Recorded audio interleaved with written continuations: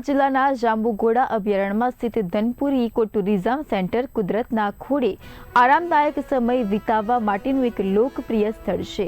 ગાઢ હરિયાળી અને શાંત વાતાવરણ વચ્ચે વન વિભાગ દ્વારા પ્રવાસીઓની સુવિધા માટે શ્રેષ્ઠ આયોજન કરવામાં આવ્યું છે। જાંબુઘોડા અભયારણ્યની મધ્યમાં આવેલું ધનપુરી ઇકો ટુરિઝમ સેન્ટર પ્રકૃતિ પ્રેમીઓ માટે આકર્ષણનું કેન્દ્ર બન્યું છે।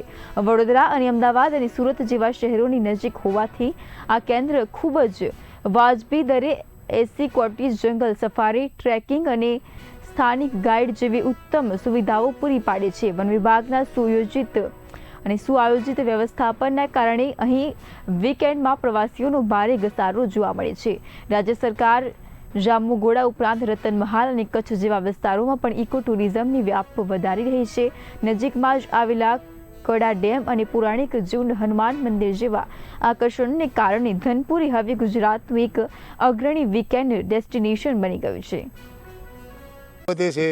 આ લોકો જે ઇન્ફ્રાસ્ટ્રક્ચર ઊભું કર્યું છે એ બાબતે છે અને આપણને જે સગવડતા મળે છે ઓછા ખર્ચમાં, કે જે આટલી સગવડતા માટે આપણે જે અહીં ખર્ચો કરીએ ને એના કરતાં ત્રણ ગણો કે 4 ગણો કરીએ ને તોય ના મળે, આ વસ્તુ તો ના જ મળે।